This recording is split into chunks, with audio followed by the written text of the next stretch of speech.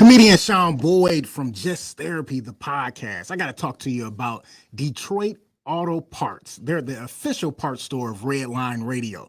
They have two convenient locations, one on the east side.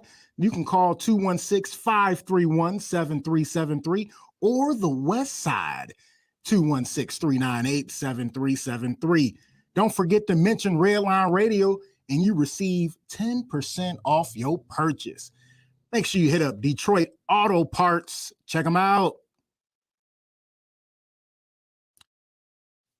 Comedian Sean Boyd from Just Therapy. I got to talk to you about something important. Growing Wings Adult Services.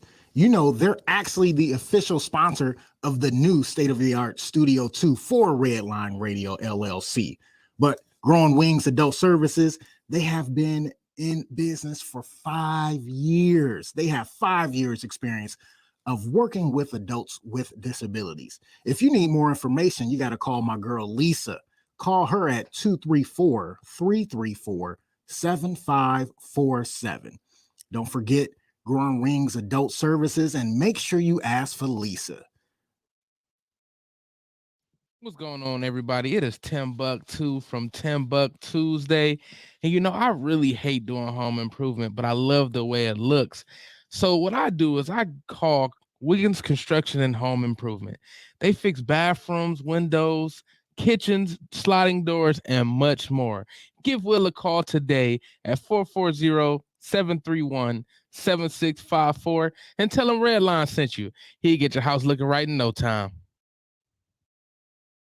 This is really gross, but dirty trash cans can pose a serious health risk to you and your family. The pungent smell can attract rats and flies, not to mention maggots, both of which can contain dangerous diseases transferable to humans. Your dirty trash can is susceptible to harboring dangerous bacteria. Contact Brandon at Fitz Trash Bin Cleaning today at 440-752-1533 or find them on Facebook. Veteran owned and operated and eco-friendly. Again, call Brandon at 440-752-1533. Warning. The views and opinions expressed on this podcast are those solely of the creator. They are not the opinions of Redline Radio LLC or its owners. Parental discretion is strongly advised. MICAH Beats activated.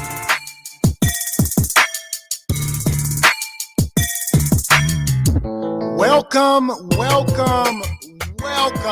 to Just Therapy, where we talk about life with a comedy twist. With your hosts, comedian Sean Boyd, Antonio Ferguson, and Miss KT. We talk about a whole bunch of shit from politics to people actually taking shits. So sit back, relax, and enjoy the therapy session. Man, this be dope. Make a motherfucker want to rap. I can't rap, man. Hold on, here we go. I can't rap. I really can't. But come sit down on the couch with us. Man, I can't rap. Come to the couch. Enjoy the show. Let's go.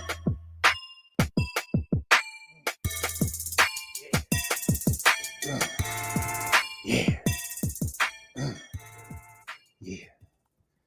Just another day on the couch, talking about all the problems of today. Welcome back to another episode of Just Therapy. It's another beautiful Monday evening. Let's go.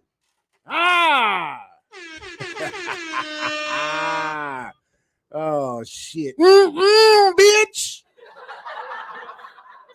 I'm your host, comedian Sean Boyd, in the building.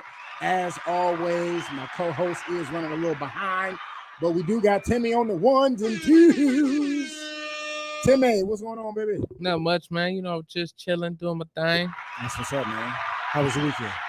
My weekend was actually pretty solid. Saturday I did a show out in Alliance. Okay, all right. It was pretty sick. How was that? That was nice? Oh, yeah, it was pretty nice. Yeah. I enjoyed it very much. It was dope. Yeah, okay. So, How much time did you do? 15. I Nice. got cut at 15. Okay, I mean, hey. Yeah. Still 15 minutes, motherfucker? No, it was It's better than 2. Facts. Good crowd? Big facts. I won't say the crowd was that great. Okay. But But it was people there? Yeah, it was people Yeah, there. that's what counts. I mean, they was laughing. I got laughs, so I feel like that's good. Sometimes enough. the intimate crowd is the best. Yes, Is No. the best. so they were there. Like, I mean, they were talking. I mean, they were laughing and stuff. So they were like trying to be there, but I think the sound might have played a factor. The sound was messed up. Yeah, it was kind of bad. Like, I mean, it wasn't bad. I think it was just the acoustics of the room. Oh, okay. Yes, Yeah. I'm not gonna say it was that. It was bad. Yeah, It was the acoustics. But Okay.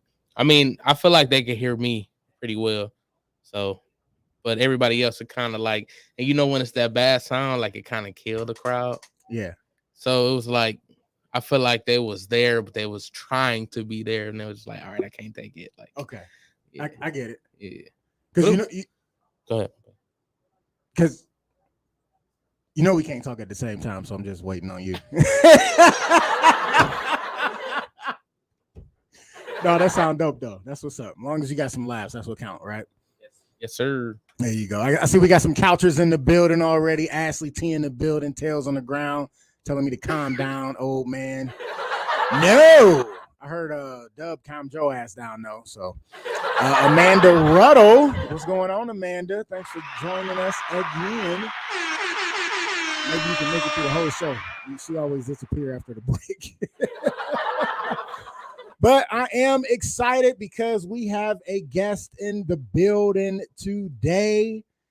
I met this guy at the World Series of Comedy, stand-up brother. We had a deep conversation up on the rooftop bar at some bullshit ass hotel. I forgot. I even forgot what hotel we was at. That shit crazy.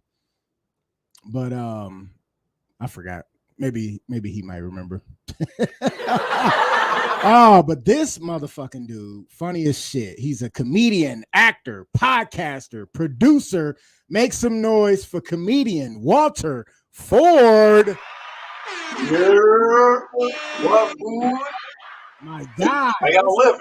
Am I even? My bad, my shit. I got my shit ready last minute. Hey, that's cool. You here though? That's what counts. I made it. You made it. I got these headphones on, but they're not even working for me. They're not working. Are there some beats? The ear. Nah, they ain't no beats. I wish. Oh, okay. Hey, the beats ain't all what they cracked up to be. They don't never work for me on the fucking podcast. I'm like, fuck this shit. I just do straight computer and just be like, tell Say motherfuckers. something for me. You say what? You can't hear me? Can you hear us, Walt? Technical difficulties. Hey, it's all right. But I'm glad to be here regardless. Appreciate you having me. So you just can't hear right now, huh? Nope. I see you looking. I say that again. I'm All sorry. right, can you hear me now? We good. Okay, cool. I like how you got the flex bobs. Yeah, man, we got the sound effects and all that good shit. Yeah. But thanks for having me on here, man. This is so lit. Shout out Red Line Radio. Shout out to Just Therapy. Yes, sir. Yes, Y'all sir. bless Yeah, me. I had to get you on, man. I had to get you on. Like I said, we met at the World Series of Comedy, and we had a nice, deep conversation on the rooftop bar. I forgot what the hotel that was. You remember what hotel we was at? The Strat? I seen your mouth move, but I ain't hear you.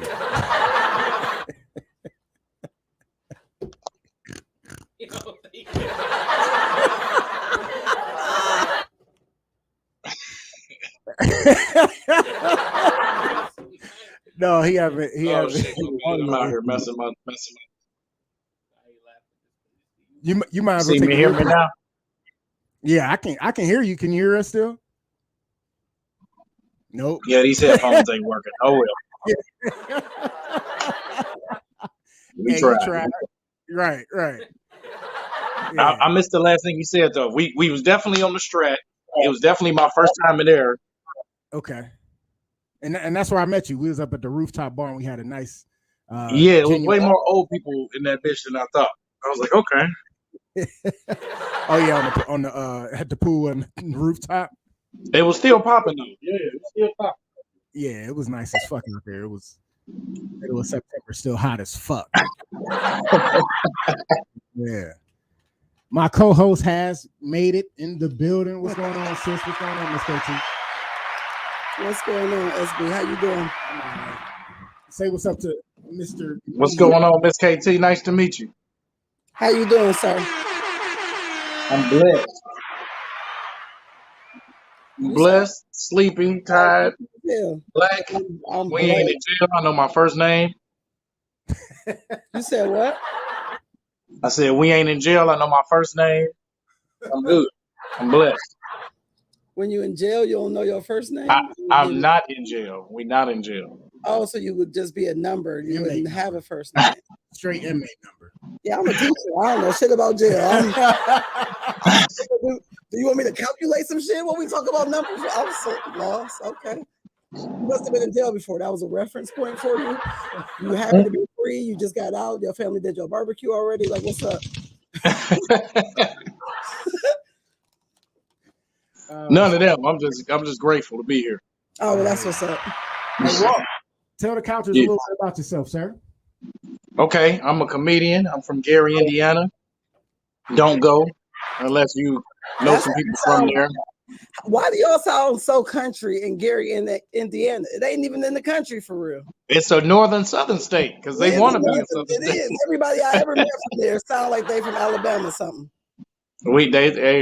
That's everybody moved from Alabama or Mississippi to Indiana. So That makes that's sense. all we got. So I'm from there though, but I live in San Diego doing comedy for a decent amount of time now.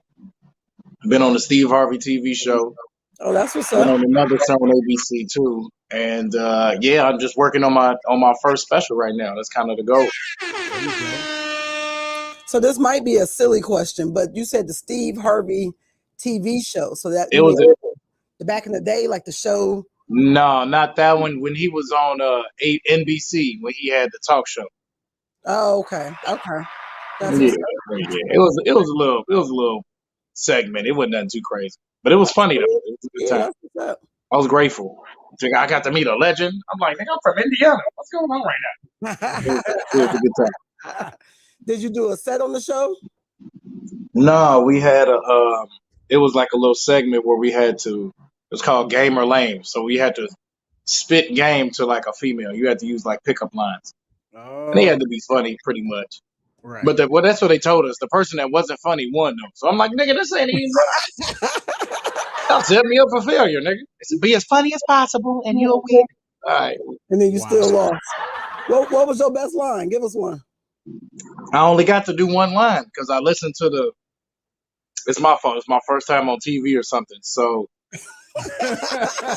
they tell you we go do a run through, and then they like, all right, we're not gonna go over y'all jokes because y'all comedians. We trust y'all. Right. Then like 5 minutes before we start shooting, like live, they come in and they like, show us your jokes. I'm like, all right, this is everything I got. And then they're all producers' assistants. One of them was like, oh, you should say this one first, this one second, and this one third. I was like, for real? She's like, yeah, all right. I was like, all right. Not thinking that she's not a comedian at all. She don't know what the fuck Right. is going Right. on. Right. So I say, damn, what did I say? That's probably why you lost. No. Yeah, I know. Yeah, I know. I forgot. It was something about like Talking shit, don't crashed. mind. You've been running through my mind all day or something like that. You got a ticket because you've been running through my mind all day. And then something like that. And then I didn't get to make it to the second or the third fucking. Yeah. I was like, oh, nigga, this ain't. Oh, you got kicked out the first round. Yeah, exactly. I didn't get to make it to the second or third round because I'm listening to her. Yeah. You always start with your semi-best or something. You gotta that one shouldn't have been in the list. I'm gonna just be honest. We're just gonna go ahead and keep that part real. I had some better ones, but yeah, like I said, it was my first time on TV. I was listening. There you go. So you try and give women a ticket to pick them up? I'm so good. Girl, you've been speeding through my mind. I don't know how it was gonna go. She like, oh shit, I don't know what to do. That's what I'm hearing. Bitch, you moving too fast. Slow your ass down and give me some love. What? I don't know. Yeah. So yeah, so it didn't go that good, but it was jiggy though. It was a good time. So yeah, That's good. That sound good. Sound fun. I've been working at this comedy thing for a while. I produced the only all black show in the San Diego County, consistent all black show in San Diego County. Oh, that's what's up. It's called For Us Sundays. I'm trying to build something kind of like chocolate Sundays, Like chocolate Sunday. but my own thing though. Not in the same vein as far as like an all black show that has relevance and reverence in the city, but There you go. make Keep it doing different though. 20 years from now, you'll do your own documentary on it, right? That's the goal, man. That's the goal. Except I'm trying to have hella more accolades too on top of it. Well, that's what's up. So you say you're out of San Diego right now. How is it doing comedy out there? It's smooth. It's smooth as hell. My bad. I'm over here pouring me some water. It's No, smooth as hell, man. It's the best decision I made, I think, because I started in Indiana, and like the farmers and the KKK is cool audience members for a little while, but you only Like, they'll laugh. They'll laugh. you only get so good, fam. It's only so many, And here it's a melting pot because it's a tourist city, Right. but it's also close enough to LA, so you can still maneuver, get to LA if you need to. I can get up there. I started working at the Comedy Store. I don't work there anymore, but I worked there for a year up until about a month ago. And Is it's that just, a club or is that an actual store? it's a club. So the Comedy Store in Hollywood is the most famous club in the world. That's where like Richard Pryor and You should. I should have, but Dave you know. Chappelle. Yeah, it's okay. Don't let that bother you. Go ahead. Yeah, so that's the most famous club in the world. That's where like all the greats, majority of them came from or started at. And they have one branch off. They got one branch off club in San Diego. So I worked at that one. But I got to see and meet and be close to so many, big name comedians that you just pick up hella knowledge you'll never get other than that, getting that opportunity. Yeah, that always And, pick the brain. say that one more time for me. I said that always work when you get to pick somebody's brain, especially when they've been doing it for some years. Yeah, fam. Yeah. And I asked all of them the same question for a year and a half. I said, if you could tell yourself anything when you were 6, 7, 8 years in the game, what would you tell yourself? And just hearing the different answers from the different levels of comedians, it's crazy. You get so many different answers. Nice. Yeah, but What was the biggest name you ran into out there that you got to chop it up with? the most famous person was probably Whitney Cummings or Eric Griffin. Maybe Jay Farrow. I think Jay Farrow pretty famous up there too, but Yeah, Jay Farrow pretty known. I think Whitney Cummings probably the most famous though. She got like the most, you know what I'm saying? Yeah, she's been around for a minute now. Yeah, she about 17 years in. 17, yep. Yeah, it's But- funny that you say her name because I was just listening to Comedy Goldmine and she was on there today. This episode I just listened to, so just to hear her backstory was pretty cool. Comedy Goldmine is my jam. Yeah, that's my shit, man. I tell motherfuckers to listen to that shit because you definitely, it'll definitely get your juices going. You'll definitely learn some shit. Definitely hear some great stories from some great fucking comedians and just Bro. actors too. I'm on my second go around of listening to every episode. Nice. Also watch Heart to Heart too. Heart to Heart, not bad either. Okay. Yeah, That shit really good. What you got on Peacock? Yeah, I haven't watched that one yet. I definitely Watch that listened to, I definitely listened to Said twice, JB Smooth twice, Steve Harvey's twice. There was a couple other ones I listened to a couple times too. Man, that nigga be giving the game. I'm telling you, go on there. He just did an episode with Chris Rock. That motherfucker is fire. Fire. Well, which one? On Heart to Heart. Oh, Heart to Heart. Okay, yeah, I might have to check that out. Yeah, because And then the best one I think that surprised me was Jay Leno. Because I never really listened to Jay Leno. yeah, I watched him or nothing. But I watched that shit. He been doing stand-up every weekend since he been doing the Jay Leno show. I didn't know that shit. right. I Jerry respect the fuck out of that. on Comedy Goldmine though. Seinfeld's episode. Yeah, Seinfeld that nigga too. Yep. I watched every episode of Comedians in Cars Getting Coffee too. I recommend that. I'm like I'm a studier, G. Like I really be immersing myself. Gotta I be. think that's part of the game. Like if you want to do comedy, if you want to do anything and be one of the best at it, you got to really immerse yourself in it. So like I read books, like I watch everybody because success leaves clues. It's like gems. Like all you need is one little spark, and then yo, them noises is hilarious. Are y'all doing that? Or is that somebody else doing that? That's Timmy on the board. Timmy pressing the fuck out that button. They like the periods at the end of my sentences, nigga. He definitely all punctuation, nigga. He be What? on it. He be on it. I need that shit in my regular life, nigga. Where I'm like ordering He that walking around. Panda Express. Let me get that double plate. Right, right. Until it's something bad, and he got to hit you with the womp womp womp. Yeah. Now Let me get that extra green sauce on my burrito.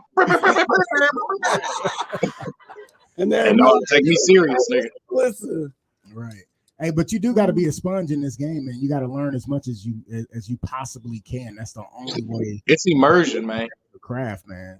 Definitely. It's immersion, and then really the answer is how far do you want to go with it? Right. Because some people dedicate their entire life, and some people dedicate some of their time because they just want to do it for fun. Right. Exactly. A lot of people want to do it for fun, but is it gonna be your life? You got to make that decision. Definitely. Exactly. And I'm also going. I mean, I ain't just trying to be all of Kevin Hart fucking promotional team, but also his book is really fire too. He got probably the best book on comedy. Okay. So producing shows, how did you get into that? I used to go to Ball State University in Indiana. Indiana ain't got shit but corn, cold, and colleges and the KKK. So I just went there, and I went to Ball State University. And 2 weeks before I went to Ball State, I watched American Pie for the first time. Oh wow. I was like, oh shit, nigga, I'm trying to be the Black Stifler.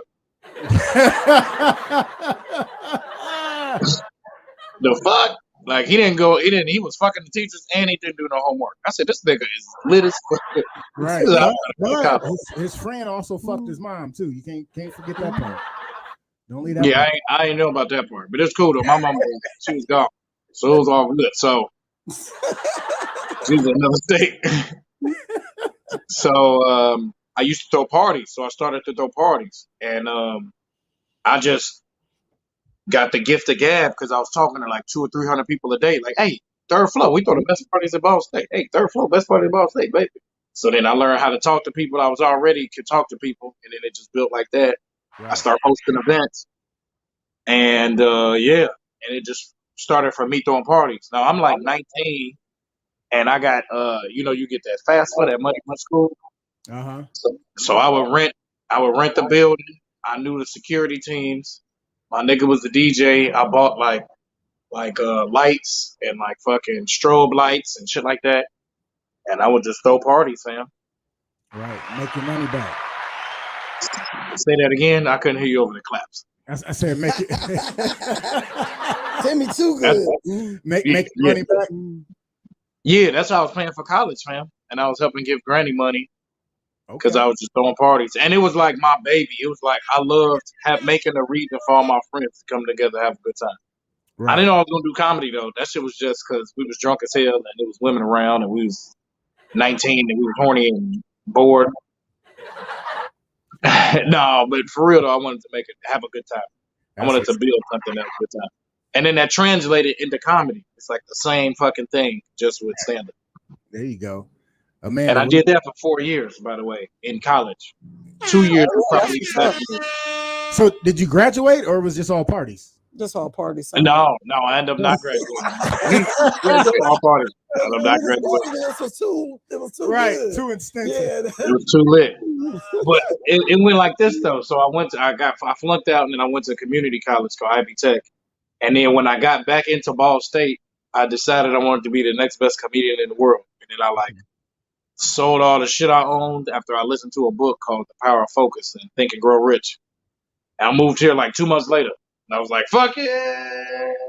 And never look back. Yeah. That's what's up.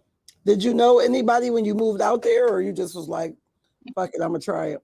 I had two friends. Okay. That moved there before me, and Okay. like a year before too. That had just lived with me too. They're like me. These was my niggas. Like we was in like an organization, you know, and we had just lived together We for. can't say that word on the podcast. Was it a gang?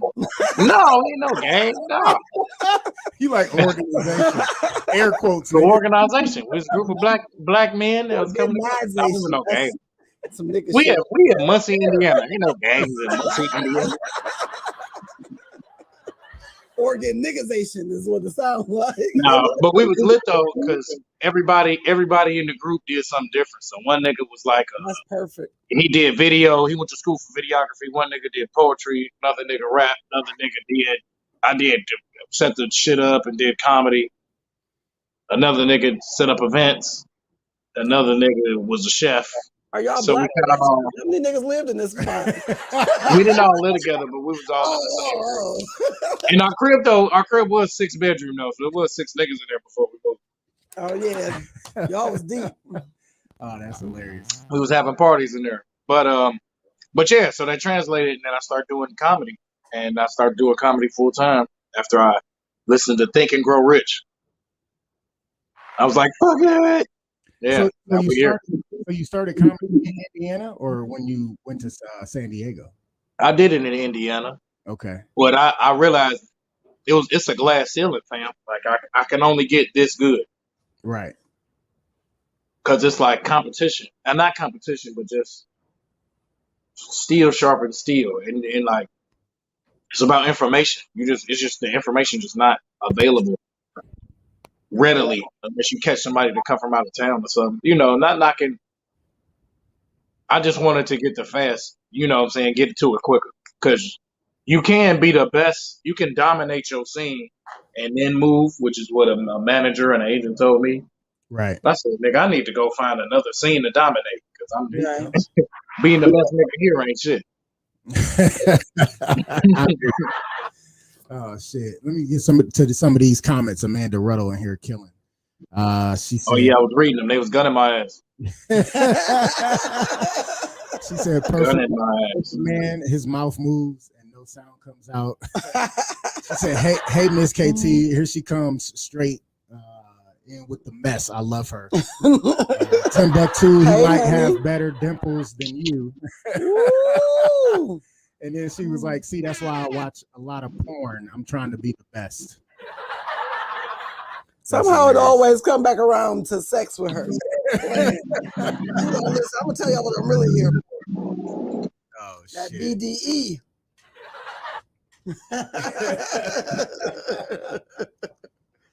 Oh man, so that's what's up. So making that journey to San Diego, was it easy to get known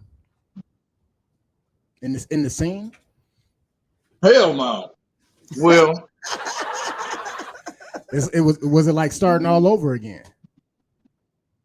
I wasn't really known in my scene either. Okay. It really, Indiana barely got a scene, first off. But I wasn't shit. I really had, I was only doing comedy for like a year in Indiana. So I didn't really get a chance to build nothing. Right. It wasn't really that good. Okay. And at the end of the day, it's a white boys game. You know what I'm saying? At the real end of the day. So, What, in Indiana?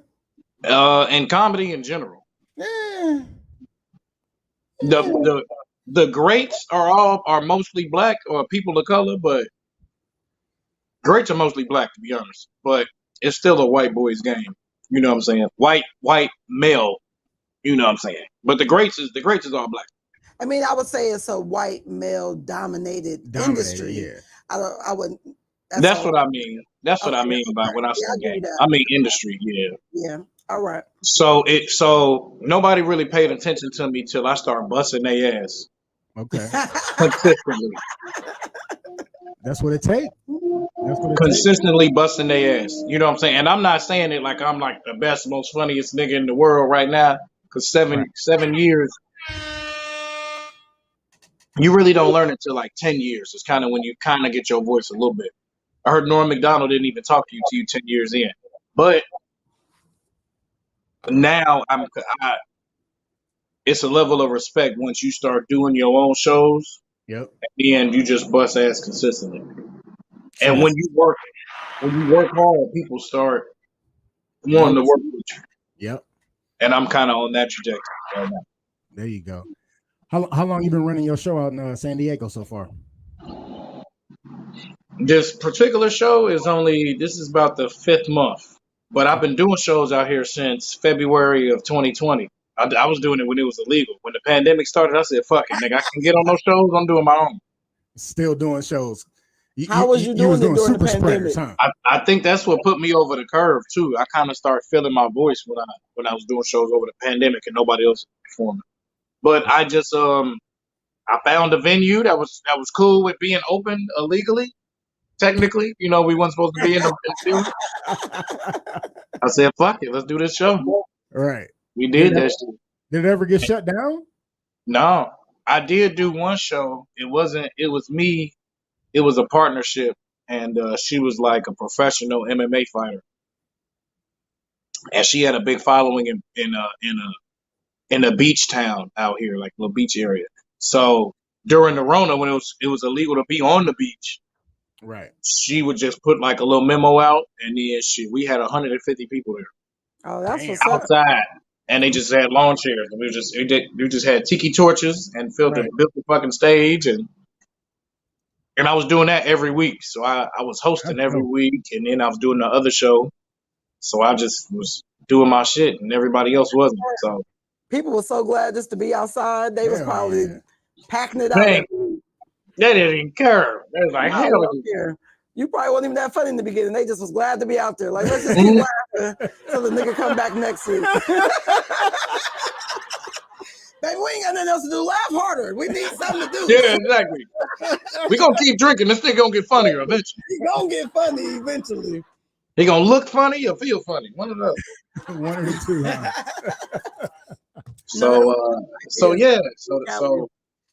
So I have been producing comedy shows since then, and I've done them at different clubs too. So I produced a show at the American Comedy Company, which is also downtown San Diego.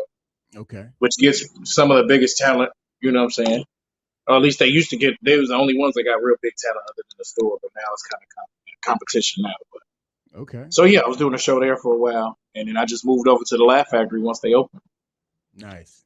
Yeah. So I seen you was doing like roast battles, right? Yeah.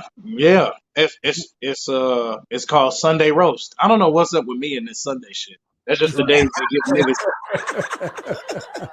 Did you grow up in the church? I did, but that ain't got shit to do with it. That's just the only day they give niggas to produce shows on. Yeah.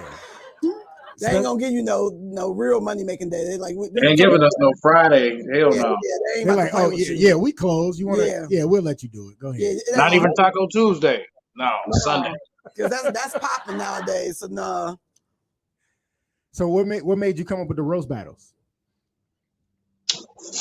I'm gonna be honest. So it was a collaborative effort. It was me and my guys from Trapafornia. It's Trapafornia podcast. And they showed me, it's something I never heard of until I saw it. It's called MTV Snaps. Yeah, I heard of that. It came out in like 92. I was born in 92. Oh, yeah. So it came out the year, or like 90 or some shit. It was like before I was born. But it was like the first Yo Mama. If y'all remember Yo Mama, when they was like roasting each other and shit. And it was like Tracy Morgan, Monique. Yep. Talent. Yeah, it was a bunch. Ricky Smiley. Yep. Who else was on there? And these niggas is young, because it's 90. Everybody young on that bitch, and I didn't know who the host dude was, but everybody roasting each other, and it was like a team. And I'm like, man, nigga, we should do this. That definitely sounds fun as hell. Man, we could just do this in our generation. Right. But the way they said it set up was lit. It was like they was in the middle. It was kind of like a ring, so it was like a boxing match. And then they had like two little gates or two little construction things in the middle. So you just talk shit. And if you was trash, it was cool. If not, it was whatever. And the DJ was in it. So I said, fuck, nigga, we can do that and, put our own spin to it. And the day we got was Sunday, so we just called it Sunday roast because that sounded like, it would be wonderful. Like And somebody. I don't know. I just had the vision after that. We sat down. I had the vision. I said, this easy. And I had never really hosted nothing like that or set nothing like that up. But so my goal is to get that together, you know what I'm saying? And pitch it somewhere, see what we can do with it. Right. All right. There you go. Yeah, that's Yeah. a good idea. I wanted to show my versatility too. That was the main reason why I wanted to do it. Because Right. Oh shoot, you really did go to college. Your versatility, nigga. Hey. this nigga know words. You gotta excuse. He gotta slap his top versatility. She loves shooting at our guests. And everybody. So yeah, I wanted to show I'm multifaceted. I can do more than one thing. So and one thing that I really picked up from listening to all these books and watching all these podcasts and listening to all these podcasts, a lot of these niggas did it themselves, and then everybody else caught up. Yep. Like Joe Coy his book I really recommend to comedians. It's called Mixed Plate. These niggas didn't even want to buy. He already been doing comedy for 20 years. Yep. He got like 2 HBO specials, 2 Comedy Central specials, and Netflix is like, nah, we not fucking with you. Now this nigga is doing like arenas, like, and they like, nah, we good. And this nigga spent his own money, Made his own movie. he took a large chunk of all his money that he had in his savings and fucking produced he did everything that Netflix does for their specials, and he did that shit, and then they bought it immediately, and then they gave him money to do it. Oh, that's what's up. Now he got his own Easter Sunday. Exactly. Now he got a movie. Now they doing a movie with him. You know who else did something like that? Hassan Minaj. Okay. For Patriot Act. They said they never imagined they couldn't see the TV show that he wanted to do. Right. He spent all his savings. He did a fucking pilot, showed it to him, and they bought that shit. It was on for, I don't know what, 6 seasons? 5, 6 seasons? So it's about starting your own and then everybody catching up after. That's what it was. Right. Yeah. Can you send me those links, please, to those books? Yeah, hell yeah. Yeah, I got you. I got an email. Yeah, shoot me your email. I got an email. It's like, I got a whole bunch of books from other people too. And it's like Step by Step by Greg Dean. It's like The Secrets to Comedy Writing is arguably like the best comedy writing book. But I got you them other books though. The ones I was talking about was Kevin Hart. That one is The Truth. The Power of Focus was the one that really intrigued. Oh, you talking about that? Yeah, The Power of Focus. Yeah, I got you. Fuck all that. You need, if it's a book you want to get The Outliers by Malcolm Gladwell. So I'm a book read nigga too, man. So I've read like 60 books. A book reading nigga too. Book reading nigga. Remember that song? Read a book, nigga. Read a nigga. Read the nigga. I like to that shit hard. And they was like, okay, I'm gonna read one. Read a motherfucking book. Okay. That's what's up. So when I moved out here, I was fucked up.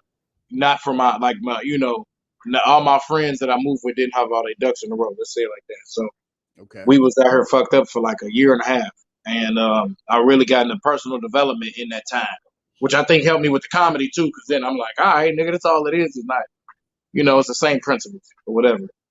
And The Outliers is probably one of my favorite books. It's by Malcolm Gladwell. Malcolm Gladwell, my favorite author. But The Outliers, it just explains how we're all like a combination of where you're born, the time that you're born in, who your parents are, the experiences, the decisions you make in experience, like all of that shit adds up. Like if Bill Gates was born 1 year earlier or 1 year later, he wouldn't be Bill Gates. Right. You know what I'm saying? So it's like shit like that. He still be a white dude, so he still got I more. just learned what is it called? Something genetics. I just typed it too. The idea that we think DNA as being already solidified. Okay. but it's not. Who your parents are at the time of conception, the environment, the life experiences, all of that goes into your DNA. This is You how can affect biological twins can start being different people, because every experience builds into your DNA and starts reshaping and redeveloping you. And then the things you eat and then like it just blows my mind that you really are what you eat. And just, I think I was talking about this a couple weeks ago on the podcast, as a matter of fact, that idea that every single experience in this life is reshaping you. And that's why your choices matter even more than you ever realized. everything counts. I think it's the easiest way that I learned. I heard somebody say, and I don't know if it was Malcolm, but somebody said that shit. Everything counts. Like it all counts. Like even thoughts, we think that thoughts are like non-tangible, like you can't grab it, like it's not something you can like can hold, but it's still a form of energy, or it's a form of vibration. Like it has to get out or release or channel in some way, shape, or form. Like if you get mad, that's why like if you walk in a room and niggas is angry, you can feel that shit, and they say you can cut it with a knife or something. Yeah. It's the same thing. Like it's the same thing. Like, which is why we like going to concerts and shit. Because when you in a crowd of people, you can feel energy. So we do comedy, G. Right. Yeah. You can feel the difference of an energy of a room of 100 people and 10 people. Yeah. It's just a thing. And then you ever felt like when you're doing comedy, you feel like a better rhythm when it's more people laughing. You feel like it's a better, you know what I'm saying? It all counts is what I'm saying. It all matters. So everything that we put in our body, everything you hear, see, taste, smell, it all adds up to what your life is and what you get out of life. And that's kind of what the Outliers talks about. Okay. Oh yeah, that's what's up. Yeah, that's that shit. So that's some real shit right there. But comedy wise, I think the best advice I ever got was What? I don't know. You just Did you take some helium? Your audio just your audio changed up. There we go. I don't know I'm what fucked happened. up now. I didn't do no, nothing, you nigga. I'm just sitting here still. You probably tried to lean back. That's probably your real voice, nigga. Say it again. I got my Darth Vader shit on. Listen, the nigga was like, "Oh wait, they still listening." Shit, let me go ahead and hit y'all back. Michael Jackson and shit. My bad. My bad. But it's called epigenetics. I had to look it up because it was gonna mess with me. And Epigenetics. I heard that book. Gene and environment interaction, how every single experience and interaction builds into your DNA and creates who you are or who you're going to be and who your children are becoming. Oh shit. I've heard of that book before. And that sounds fire. Right. If it's one other book I can recommend while we talk about books, Joe Dispenza. Joe Dispenza changed my life. What you doing with your volume, man? Your audio is getting weird on this. I'm not doing nothing, big dog. I'm literally just sitting here. Both my hands are right here. Like I'm not. The niggas, I ain't touched nothing. I ain't moved nothing. Hey, so what's next for Walter Ford? What's next right now is working on getting some other TV show spots. Pray for me. Got a couple auditions in the works, and then really, my main goal right now is to be undeniably good at stand-up comedy and release my first special by next year. Or record it, excuse me. I'm going to record it by next year. All right. And I want to have it released by 2023. There you go. Ashley Tito say Miss KT is still in his 20s, so his voice might still be that high. Oh, it's still, little baby still going through the change. I'm dead. Hey, I'm finna be 30 in about 2 months. So We'll tell your voice, nigga, because he ain't got the memo. I'm just kidding. You Oh shit. All right. Well, we're gonna put you on the gauntlet. I like to call it Rapid Fiver. Let's do it. All right, I'm gonna ask you 5 rapid questions. You just gotta answer. You can't think too much. All right. Cool. You ready? Yup. I got my drink. Let's get it. All right, vaginal, anal, or both? Vaginal. Producing shows or performing? Performing. Slow driving people or racist people? Slow driving people. Biggest accomplishment? Having a daughter. Sucking toes or licking ass? Sucking toes. I can't never do the ass. Nothing with doo-doo come out. It ain't no doo-doo coming out of toes. That's just sweat. Toe jam, nigga. You've made it through rapid fiber. Fiber. Oh shit. I'm still trying to understand which part of my generation eat ass like that. Like I still can't. I think you're the only part of your generation that don't eat ass like that. I can't catch up with it, man. This is not my forte. They all say like you already right there, so it's just close enough. So you might as well. I don't see how motherfuckers can suck toes, man. I'm still baffled on that shit. And that's Well, if you had both, yo, if you do one, you do the other. Nigga, ain't nobody Definitely picking and not. choosing. No, I'm not really sucking toes either, man. I might kiss the top of your foot after you get out of the shower. Once that sock go on, it's time for Colgate. Not time for Colgate. It's a wrap. All right, let's get into the show. We always like to do a recap of what happened to us for the weekend or the week. I'll start. My week was pretty cool. The weekend was dope. We went up to Michigan. I was in Northern Exposure Campground. Did a private gig up there for my dude John McGrew. His birthday was Friday. Him and his wife's anniversary was Saturday, and then his best friend's birthday was Saturday. So they had me up to perform, and it was dope as fuck because the setup was just it wasn't what I expected. You know what I'm saying? You think campground, you know what I'm saying? You thinking like campers and a little circle or whatever. No, that shit, they had like a fucking stage where the deck was, and they had like a bar and like a saloon like booth where it was a real bathroom, and it was about like 50 people. They sent the kids away because they know I get too crazy. Did an hour and 10 minutes, man. It was so fucking dope, man. I had such a good time being up there. Big shout out to him for having me up, celebrating with them, and it was just one of those weekends where you be like, yeah, that's why the fuck I do comedy right there. That's what's up. Because I had old motherfuckers laughing their ass off. It was hilarious because this one the birthday boy's wife, so his father-in-law and his mother-in-law was there, right? And you know the joke I got Miss KT about how your daughter will suck dick, right? And I looked, the joke everybody. I looked at the dude. I looked at her dad and was like, "Did you think that your daughter would be sucking his dick?" You know, and he just started shaking his head like, you know. I was like, "Of all people, his dick though." Like, does that make you a proud father? Right. And he was laughing his ass off and shaking his head at the same time. This other dude just had his head in his hand. He was like, "I got 3 daughters." I was like, "Man, it's gonna be all right, man. It's gonna be okay." I got a daughter now too. I'm sad. Sad as hell.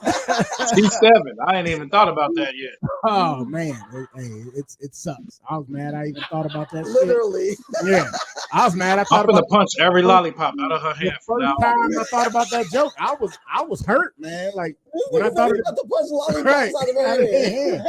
My daughter was still Straight face to the motherfucker too. And I was like, "Fuck, that's fucked up." Like it might fucking happen. Like you just hope it's later in life. You know what I'm saying? I mean, chances are she is gonna have a dick in her mouth at some point. I'm just hoping. I'm hoping she wait until she's 35. You know? Is that an appropriate age to suck dick? I'm just saying. Is there an age limit? I'm hoping she waits at least until she's 35. So. Oh my goodness. But no, I had a good time, and then we drove back. Nice little 6-hour drive back. Me and the girl, me and my lady Ashley T. We had a good time though. It was fun. John took us out on a boat. We was out there for like an hour. That shit was dope as fuck. It was beautiful scenery, man.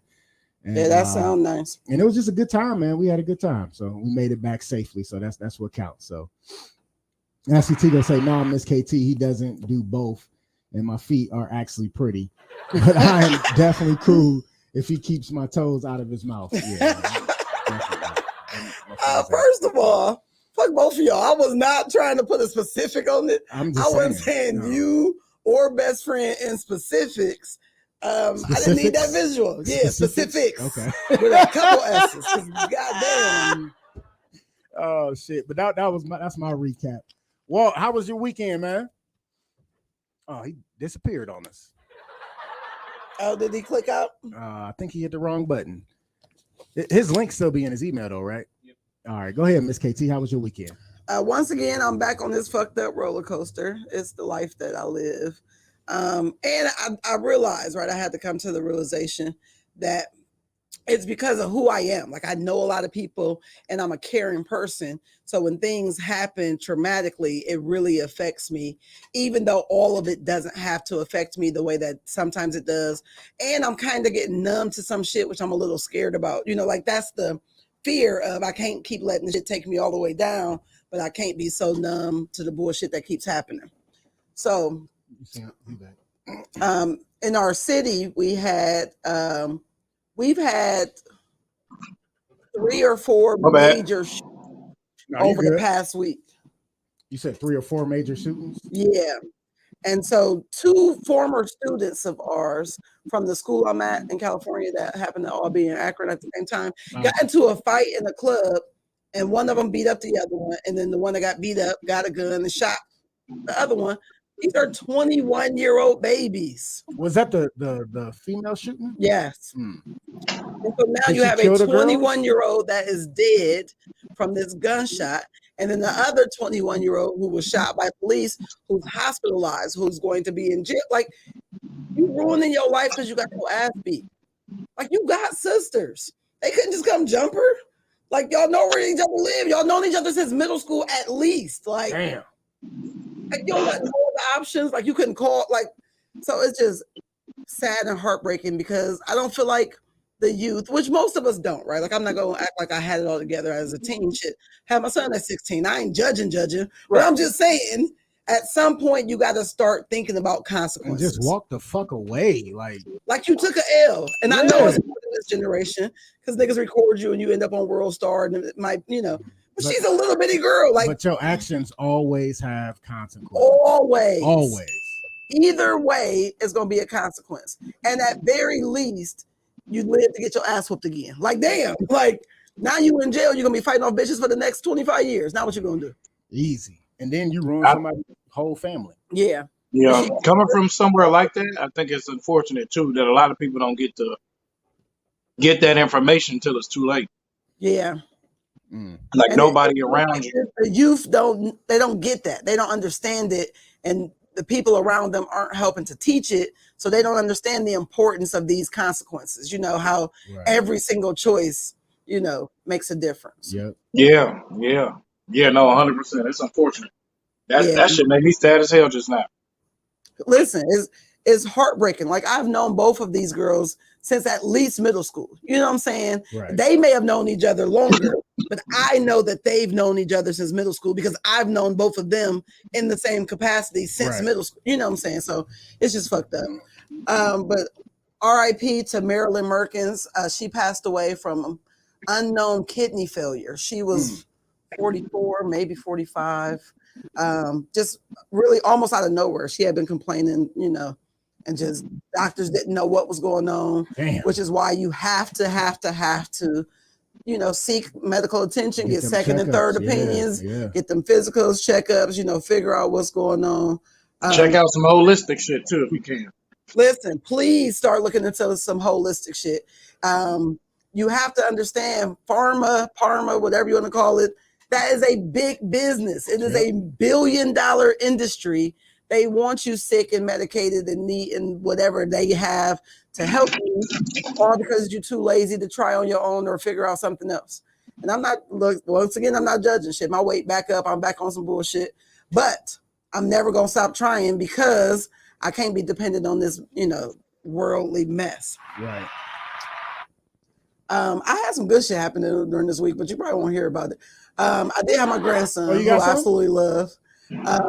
But there was like an episode of Fear Thy Neighbor. Did you? Yeah, I ignored you. And no, I didn't. Fuck you. You know the kind of drawdown I'm on. Nigga want to bring up old shit. I'm working on 10 months. I ain't been this anyway. Fuck you. So, I could ride a face too if I wanted to. Nigga. I'm trying to do the right thing in this life.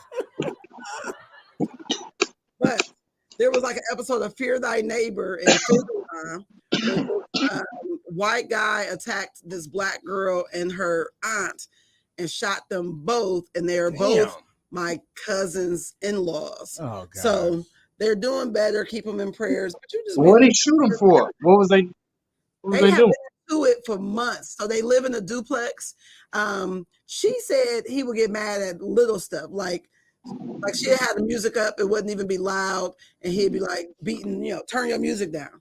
So she said she would turn it down, and he would still be like, that's too loud, like just purposely. No, he was tripping. Yeah, I mean, well, you shot a woman, so you obviously tripping off top. And he's really been fucking with her like to the extreme. Like he just got out of jail. He pulled a knife on her. At one point, he like nailed and duct taped the inside of the door so that she couldn't get into the apartment. Like he went in the basement and like unscrewed the fuse box that like turned the electricity off so she couldn't have power. And she didn't have no gun? I don't know if she had a gun, but she never pulled it on him. But I feel like she was trying to do shit the right way. Like she was recording him. She gave him she had a TPO. Right. He got arrested. She filed a complaint with the landlord. So we feel like the final straw, the landlord put a 3-day eviction notice on his door. Like, okay, nigga, you can't keep fucking with people.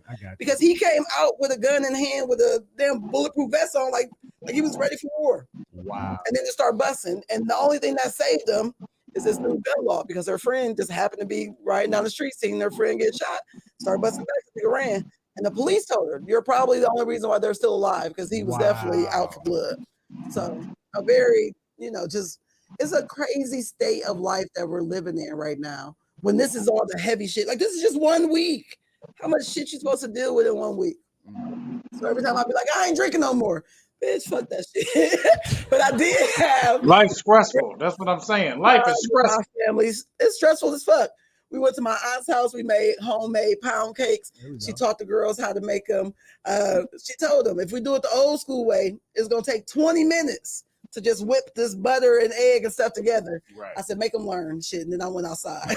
But that was my week. That's what's up. Hey, Walt, how was your weekend, bro? My weekend was fire, man. Mine was chill.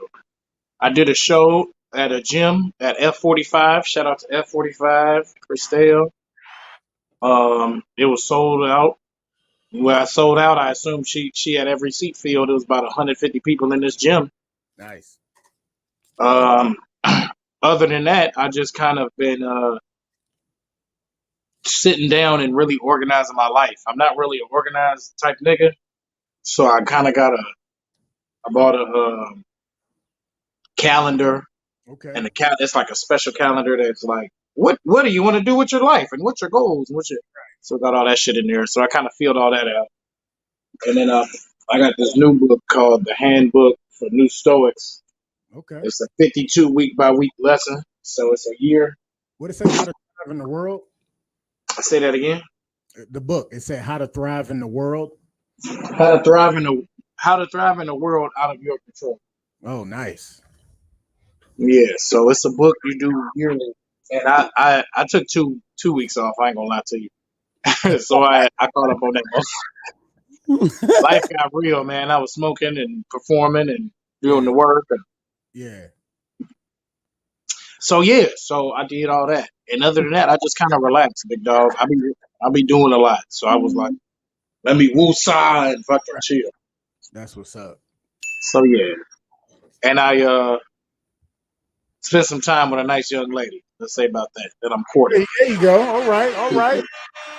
That's always fun, right? Yeah, that's what I'm saying. Can't go wrong with the divine feminine. Can't go wrong with that. Definitely can't. All right, let's go. Let's do one more subject, then go to our first and only break. We always like to do childhood memories. Let the couchers still dig in our childhood and our guest childhood. My childhood memory is going to be part 2. I started part 1 last week, so if you missed it, you might want to tune in on Spotify and listen to part 1. But part 2 of Aurora Music and Video. So it was funny because I'm working in this music store. They got music, they got movies, they had a porn section and everything, right? And these are the same people that always came in there to get the porn tapes, right? So of course, when they bring them back, they got to make sure they rewound. And if not, I had to put it in the little machine. They had the little machine. You just put it in. Rewind machine. Machine. Put the shit back on the shelf, all that shit, right? But one day, it was my one dude, Tony Roseboro. So that was the first funeral I spoke at when I realized I had a gift. But so he used to dance his motherfucking ass off. And he would like pop lock. Mm-hmm. But this dude was so cold, he'll be in the store chilling like for hours with me, chilling, right? Just hanging out. Just hanging out, right? Y'all only sold porn? No, we sold movies, music, videos, everything. Okay. We sold everything. It was World Music and Video. But so it was this one day though, because like people would come in, I had the music playing and he'd just get in that zone and just be popping and just getting it in, right? Mm-hmm. So it was one day we was in there and like an hour go by and nobody came in. 2 hours go by and like this motherfucker was like literally in a 2-hour stretch of just straight dancing to all this new music, right? And I'm like, damn, it's been 2 hours.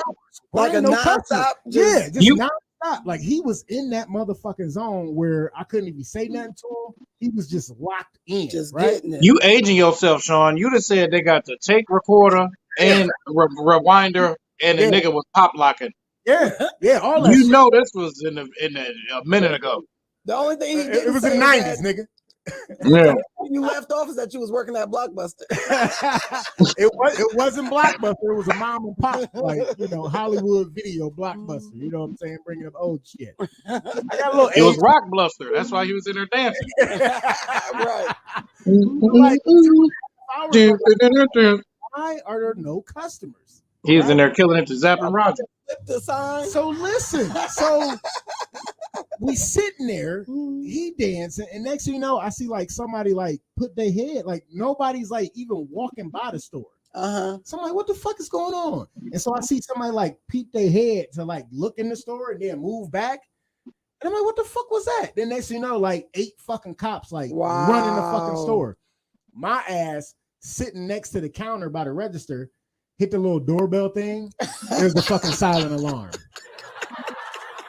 I had no fucking clue I hit the silent alarm. No clue it was a silent alarm in the motherfucker. Because the motherfucker never told me. Doorbell thing. Yeah, because it looked like a fucking door. It looked exactly like a fucking doorbell. Like, that's it. Nigga called the police on the police. Called the fucking police. They came in. So they thinking you in danger and shit. They thinking I'm in danger. They think my dude robbing the store, but he's just in there dancing and shit. And they watching y'all through the window like, is this nigga gonna ever try to leave? Right. Like nothing. Like he had me held hostage or something with his pop locking and shit. You take it home. We got. That's funny as fuck. Oh shit! The police looking like, what kind of moves is this nigga? Is this jujitsu? Listen. Oh hell no! We laughed so fucking hard. The police thought it was funny and shit after they learned that I wasn't in danger and he wasn't robbing the place. Hey, that is crazy. They even laughed at us. Y'all, you definitely put yourself in danger with the police running that bitch. Right.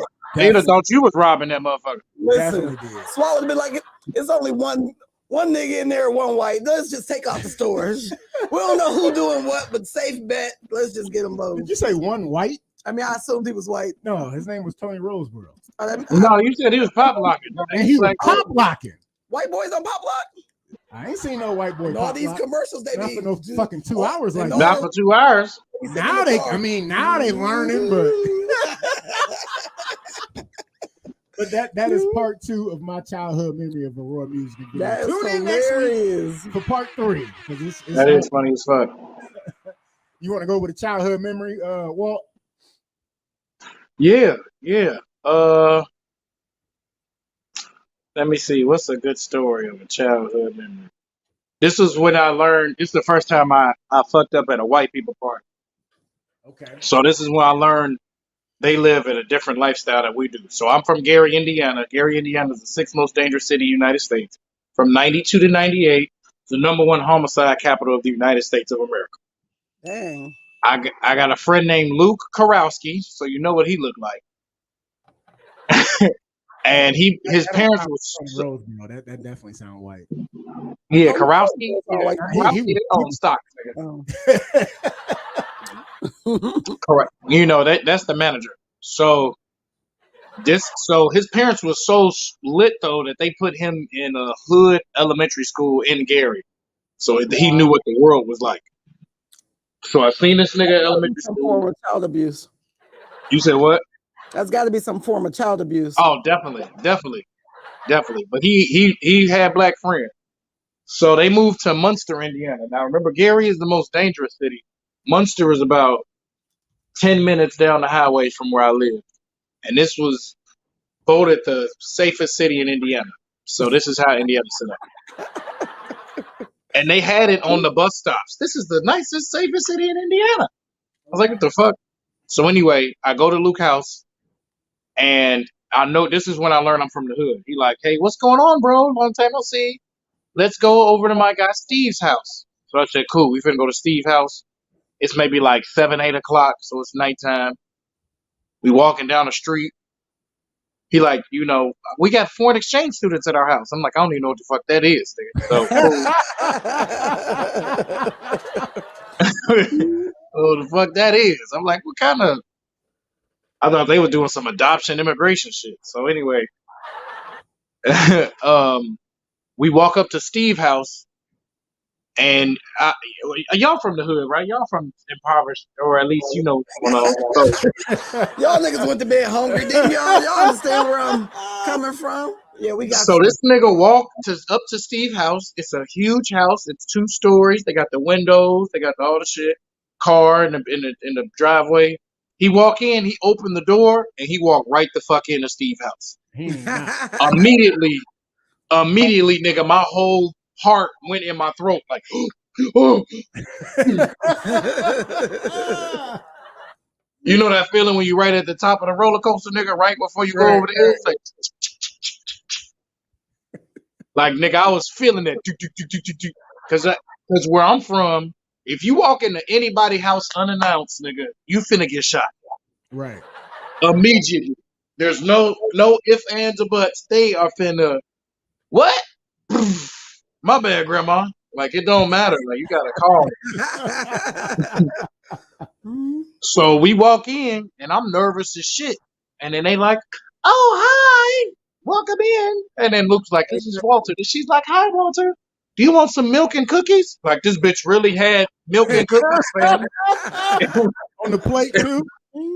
I thought I was going to get murdered. And then I had the nicest time of my life, nigga. It was this immediate switch. And then they took me to a party. And I was like, okay, I know what these white people like. And I played Party Like a Rock Star by the Rock Boys. And everybody was like, who the fuck played this? That's hilarious. And that was my first time hanging out with white people. That's my childhood. Miss KT, what's your childhood? Is my mic out? That's it. It's doing weird stuff. Yeah, I hear it. Yeah. Who, me? No, it's Tim this time. Just Red Line Radio. Get your shit together, Tim. I'm gonna take your job, nigga. I'm blaming on Timmy. I'm just kidding. So mine, real quick, short and sweet. I was at a party and I was probably about 13, 14 doing shit I wasn't supposed to be doing. And this girl bumped me so fucking hard. I might have told this before, but I was thinking about this when the girls fought. And so when she bumped me, I thought it was like an accident. Right. So I'm just mugging her like, girl, get out of here. And then she get mad at me like I bumped her, and it turned into this big old, now we got to stop the party bullshit because now she's talking too much shit. And so I'm like, listen, I don't want to fight you in a basement. Like, I don't disrespect people's houses. Come outside. So I go outside. I'm in the middle of the street. Say, I'm not going to fight you in the basement. No, I don't disrespect anybody's house. Go outside. But I'm always, listen, I work out of school, bitch. You can meet me outside too. Parking lots is always free for anybody. So when I go out there, they telling me like, she got a gun. You better, leave her alone. But by then, I was already into my fucked up mode and I wasn't leaving. So she come outside, she talking shit. I tried my best to kill her, and somebody claimed they seen her gun. I never seen it, but I don't know. And then my guy friend picked me up, threw me over her shoulder. We ran, we did her shooting that night, and it was just a crazy ass experience because I always think about how close my dumb ass probably was to death because I was so fucking mad at that point because I'm always chill. And people take me there, and then when I'm there, you get what you asked for. And I might have died had they not saved me, but she might have died too, because bitch, she was about to get it all. And I was just thinking, you was 13 and you had no business at this grown ass people party anyway. But that's my childhood memory, and I'm thankful to that person always, because it could have went all kind of different kind of ways. Yeah, that's crazy. Don't you love friends that can see guns? I love that. Listen, that's the best kind of friend to have. Nigga be like, there's a gun right there. Oh shit, let's go this way. Niggas, it's a sense. They ain't even got to see the gun. Some niggas can just smell it or sense it. It's like Spider-Man. Right. They eyebrows move and shit. Like niggas, the gun right. Like rain coming, them niggas be like, something about to pop off. I'm in the air. Hey fam, my knees hurt right now. My knees aching. It's time to get out. Yeah, I feel like it's a danger around. Shit. Oh, man. I think that's a good time to take our one and only sponsor break. Don't go nowhere, Couchers. We got more comedian Walter Ford and more Just Therapy coming to you. Timmy, take us to break, baby. You're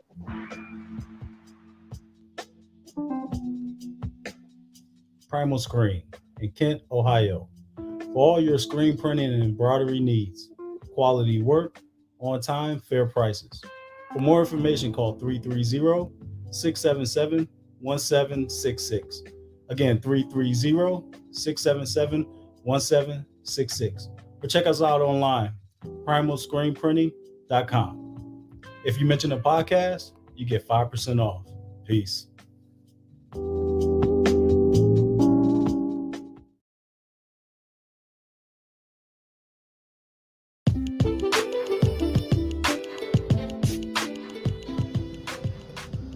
Custom Design Aquariums, where we bring your aquatic dreams to life. With your help, using your imagination, together, we will turn your home or office into a peaceful getaway. For a free consultation, call 330-475-5181 or contact us by email at customdesignaqua@gmail.com. Once again, that is customdesignaqua@gmail.com. Mention this podcast and get 5% off.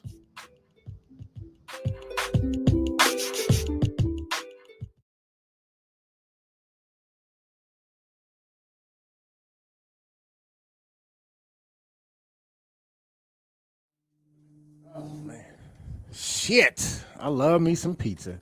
Timmy, I know you like pizza, man. No, I don't like pizza. I love pizza. I got the spot for you. Twisted Tomato Pizzeria. They got two locations, one in Cuyahoga Falls. Their address is 1909 Bailey Road, Cuyahoga Falls. Their phone number is 330-928-2222. They also got another location in downtown Akron, across the street from Rubber Duck Stadium. Their address is 325 South Main Street, Akron. Their phone number is 330-849-5707. Best part about the location downtown is the beer wall. The motherfucking beer wall. You heard that? The motherfucking beer wall. Man, it's like the Dave and Buster's of beer. You go in there, you put money on a card, you walk up to the taps, and they got 36 taps. And I mean, they got wine, beer, IPAs, ales, anything you can think of when it comes to fucking alcohol. Sounds like a great fucking time. Man, it is so good. When it hits your lips, it's just so good. So good. Man, and like, you go in there, put whatever money you want on that card, go up to the tap, pour as much beer as your heart desires. Literally as much as you want. But you do got to be responsible. Best part about it, Twisted Tomato Pizzeria is the official sponsor of Just Therapy, the podcast. The owner is Brad Cover. You ask for him and mention Just Therapy, and you get a 10% discount. If it's pizza? It's possible. Yeah, that's their slogan. Yeah, you was quick with it. You was quick with it, Timmy. You quick draw McGraw today. Something like that. Oh, okay. But it's a beautiful thing. Make sure you check them out. Twisted Tomato Pizzeria. And we are back, Couchers. Oh, shit. Music, please. And we was back. Yeah, we're still back. Thanks for sticking with us, y'all. We got more show to go. And more comedian Walter Ford in the building. Miss KT, Mr. Little Plug of Twisted Tomato Pizzeria. She like to sing her made up song and shit. But she in there taking care of some business. All right, let's keep it moving. We like to do flowers while they're still here. We got a segment that we call flowers while they're still here.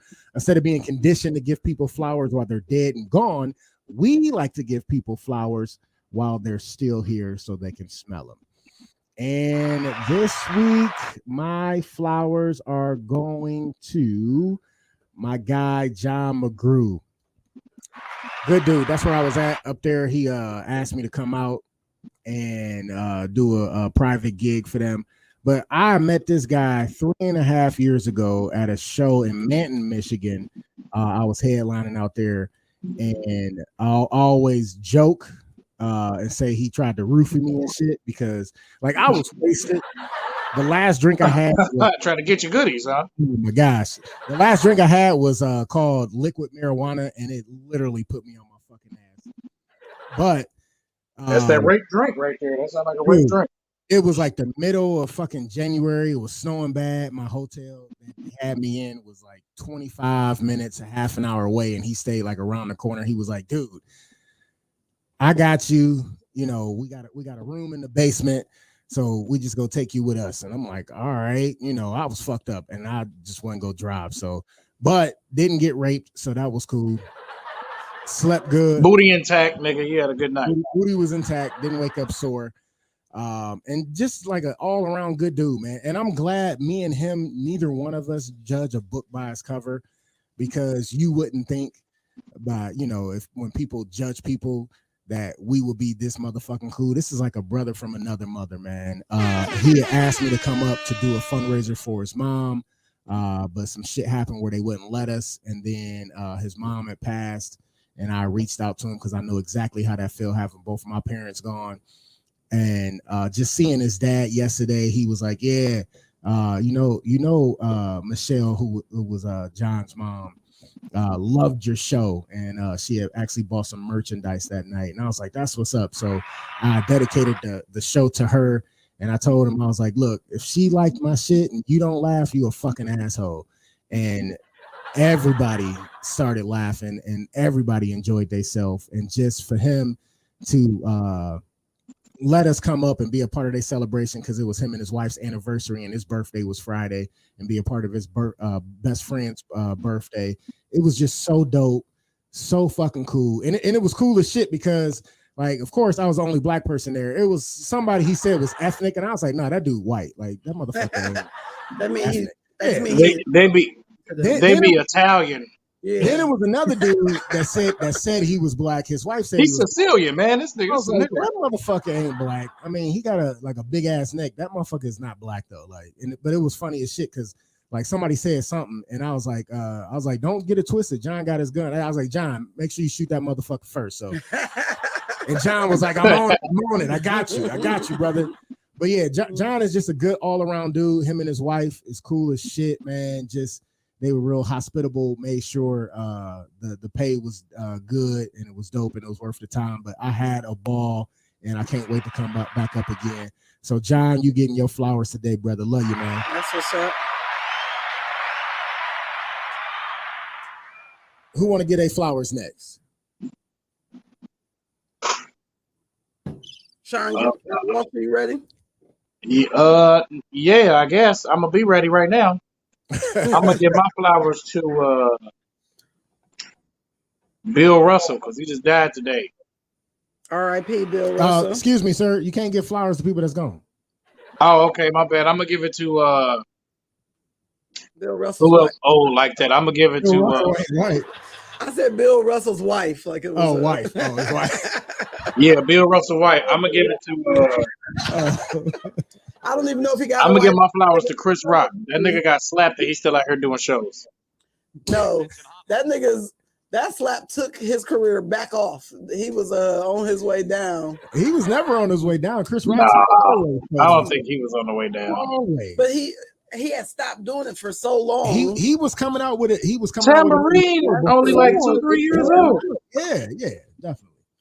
But I know what you're saying though. He's not out there like he was. Yeah. Usually you get flowers to somebody you know that deserve flowers, but it'll work. We'll let you. But I'm saying that Chris Rock's show went from $48 tickets to skyrocketed prices. And they did go to 100 real. I know because I was gonna get them. They went from 40 to 100 real quick.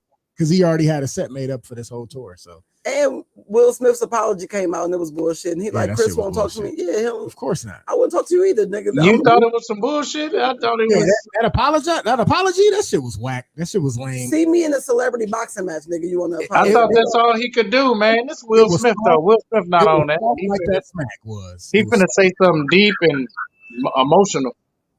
Oh He no. definitely looked like he had just finished crying before they put the camera on him. Who, Will Smith? Yeah. Oh, Jada probably. He just- was crying. That's what I'm Oh saying. my gosh. Jada probably. It's had- unfair though because Chris Rock like 5'8". Are you sure? It's mental and emotional. You Are can we see the sure? signs. Are we No, sure? no. I don't know what they do Oh, in their okay. house. They do a I lot of fuck shit. with Will Smith. I'm biased. That's I my nigga. definitely love Will Smith. But I'm also a proponent to keep your hands to your motherfucking self Pretty much, because especially over a fucking joke. Like, Yeah. You got. I just think you gotta let that nigga slap him back at the Grammys. while he coming up to accept an award or some shit like Yeah. Like this is the Lifetime Achievement Award for being the first rapper to just that's Yeah. crazy. No, slap yeah. the shit out that nigga I slapped the trophy out of his hand and shit. Nigga fall and break and all kind of shit. in front of Janet too. Yeah.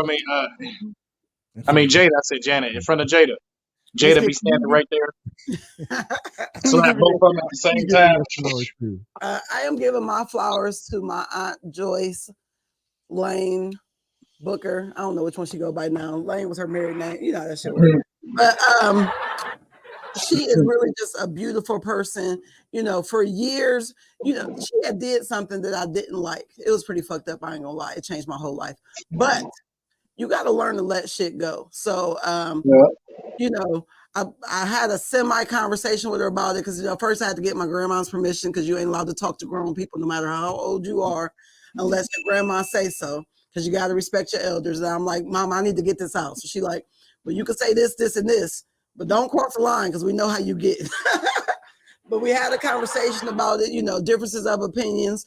But I was able to move forward, and I appreciate that because at the end of the day, the family that you interact with is all you have in this life. And, you know, she showed my sisters how to bake, just like she showed me back when I was their age. You know, we had a good time. We had a nice dinner. We played dominoes. You know, it was just a good family time. And I needed my sisters to have that experience. So, Joyce Lane, you're getting your flowers today. Hey, You're salute. I'm about the family time. all right. Let's get into the show.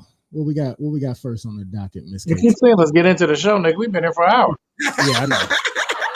I'm Into the just- nitty gritty. Into the nitty gritty. When we gonna get to the good part? Hey, get out. Oh, all right. Pastor gets robbed. Yeah. So Listen, I hate that you just put pastor because it ain't our pastor. no, not our. I That nigga was wilding. Our pastor carried something that you would have got Yeah. something else. So Definitely. Brooklyn pastor pleads for sympathy in wake of sermon robbery. Won't discuss depths. Bishop Lamar Whitehead declines to speak to the city's account of a parishioners who alleges he built her out of $90,000. Oh fuck! Did y'all see him when they was coming? And they was coming at that nigga afterward. He was like, "I know you a fucking faggot." But your ass, I said, "Yo, you the pastor saying that?" So he got robbed at gunpoint of his pricey jewelry. They took his chain off, made him get down. They took 400 bands from him, I think. Yep, it was like $335,000 worth of jewelry.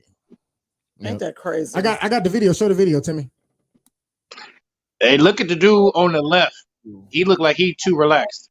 Too relaxed. Because you saw somebody else die. Don't mind these glasses I gotta put on. What you about to go through. Yo. All right.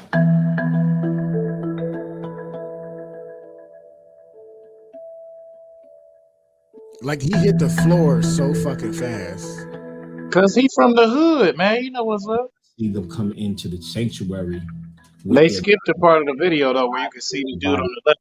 Everybody just get out, right? Everybody get out. I didn't know if they wanted to shoot. Right there, look at him. Yeah, he so chilling. everybody got down, and the other dude was just sitting there. He like, I ain't took off my He chilling, man. my wedding band and took off my bishop's chain, and then I had chains underneath my robe. He started tapping my neck to see if anything else. So that means they knew. They watched and they knew that I have other jewelry. You can stop it.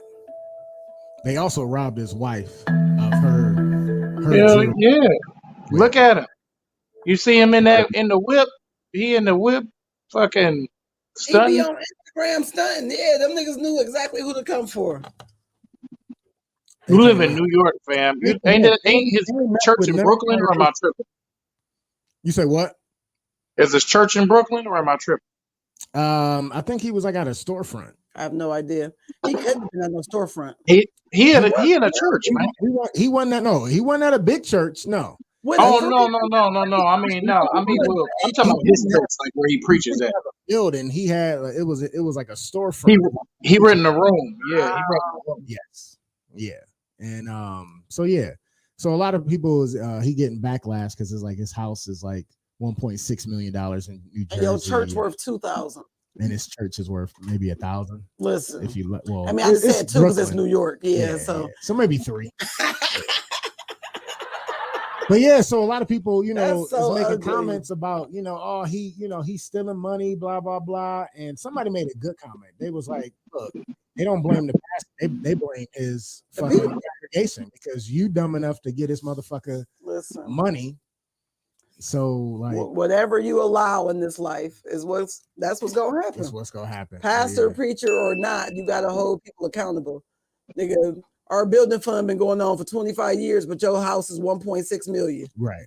One thing I do know is Creflo Dollars and Joel Osteen ain't had no niggas with guns running in their church.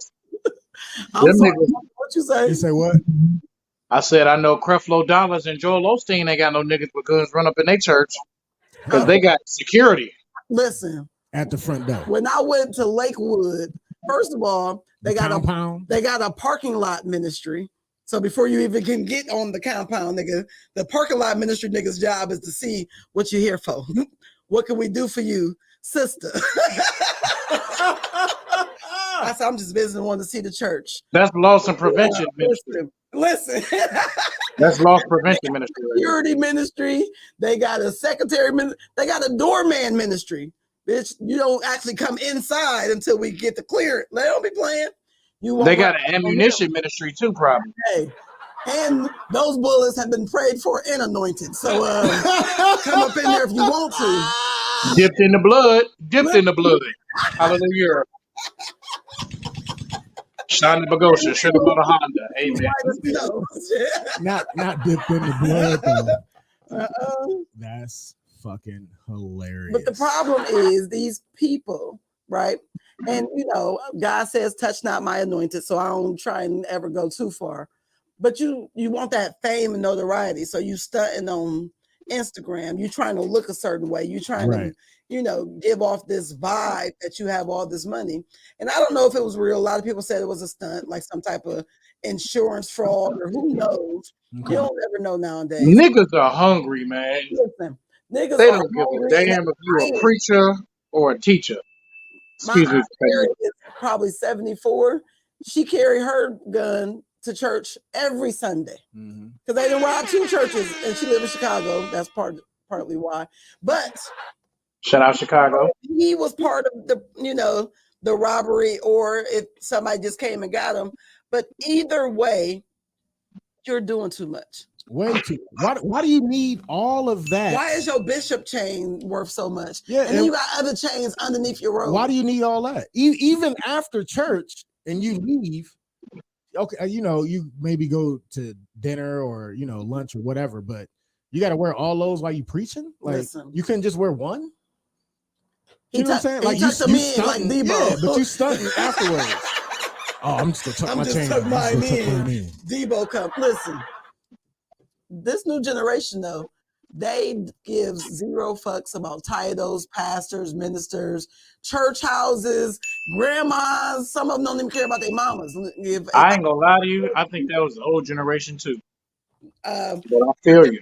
And I feel had a little more couth. A lot right? more. We had a level of loyalty. We had some lines we wouldn't cross. Nigga, I might have wanted to kill you and I was ready, but I seen you with your baby girl and I ain't gonna cross that line. Yep. These niggas, you be holding your baby girl and they be like, They don't shoot give a through her fuck. shit. They don't. Yeah.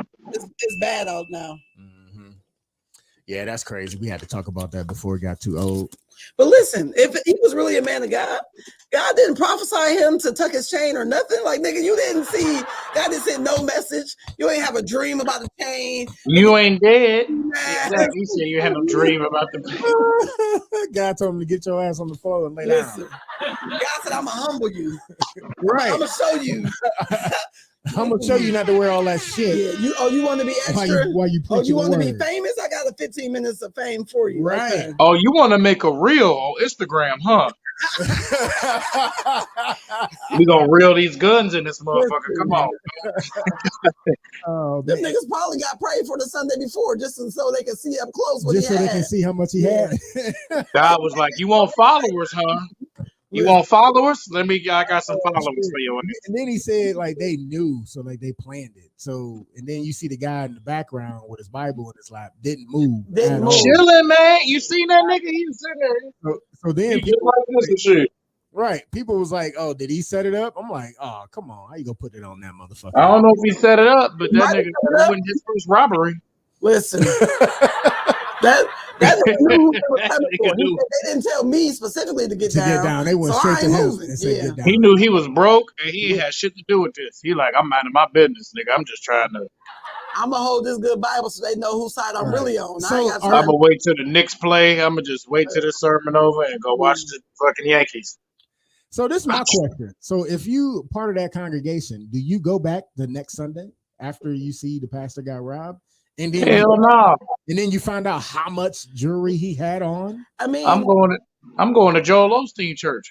He ain't in Brooklyn. He ain't stupid. If you go in because you thought you was getting fed, that's the safest place to go. Niggas ain't gonna come rob you the next week. They already got you last week. They already got you They last ain't week. coming back. But if you in there struggling and you've been dedicated for years, paying your tithes and offering, and you see this nigga got robbed for 400 bands, Yep. and he don't even fund y'all church picnic, like, come on. Listen, He don't even buy burgers or dogs for the nothing. picnic, He huh? don't give them nothing. Everybody. He bringing the chairs and the water, Hey, and y'all think this nigga out here for y'all and the Lord. and that's the problem right now with churches. They didn't put such a bad taste in people's mouth because so many churches are money hungry, and you didn't watch your grandmama give her tithes and offerings for 20 years, and then when her light's about to get cut off, you got to pay it because she can't get nothing from the church. You know, like it make it bad. It's a hard thing, and I will say that God is not pleased, and everybody will have to be held accountable for all of their choices and actions. Europe, you better say that. So I'm gonna keep sinning while I got time. No, I'm just. You stupid. I mean, you young, but listen, your time, like, don't play too long. Right. I mean, listen, I got 1 foot in, 1 foot out. God knows my heart. I walk a thin line. But if I need to beat a bitch ass and almost get shot, you know what I mean. On there in Jesus' Without name. prayer. Listen, You know I'm beating ass in love. are for sure anointed, baby. They don't play no game. I'm beating ass for the greatness of your kingdom. I ain't gonna have to blow on them like the one pastor. He said, well, what you come for if you wasn't gonna fall? That's funny you see. Oh, So shit. stupid. Oh man. So That's funny. what's going on with this cop being reinstated? All right, Timmy, play the video. Oh, you got another video for this? Yeah, and Couchers, I need y'all to chime in. Let me know after you see what he did if you feel like he deserves to be reinstated. Man, I do a podcast on this shit. This shit ain't not During do a it. news conference here at Black Lives Matter Cleveland this afternoon, Richard Hubbard said he is grateful he can finally begin to move on with his life. A bystander captured this video of Euclid police officer Michael Amiot repeatedly punching and I remember kicking that. Hubbard after pulling him over for a traffic stop in August of 2017. Amiot was fired, but then rehired through arbitration. Hubbard then filed a civil rights lawsuit against Amiot and the city of Euclid. Earlier this week, the city agreed to settle with him for $450,000. During this news conference, Hubbard said he hasn't received justice because Officer Amiot is still patrolling the streets. He should be in the jail. He got that $500,000 though. So imagine, which I ain't mad at. Like if a police officer whooped my ass and I get to live to, you know. I need $1 million though. Fuck all that. A $500,000 is pretty close, nigga. I need $1 million. He ain't sustained no real bruises. They ain't broke his own, you know, he's still out here functioning. But do you think the officer deserves to be reinstated? No. Is this a he's gonna be my the- bad? Nigga, hell no, man. He's gonna Fuck, be the nigga, next. hell no. Fuck 12. My bad. That Gary came out. I'm sorry. No, but Fuck 12. But yeah, so but I think it's bad. I think it's people that abuse their jobs, and at the end of the day, being a police officer is a job, and that nigga don't need his job. So I'm honestly torn on situations like this because I am a teacher who has walked the line and sometimes cross it, and I don't want a mistake to cost me my livelihood, right? It's a difference though. It's a difference because think about it's certain jobs that you can't.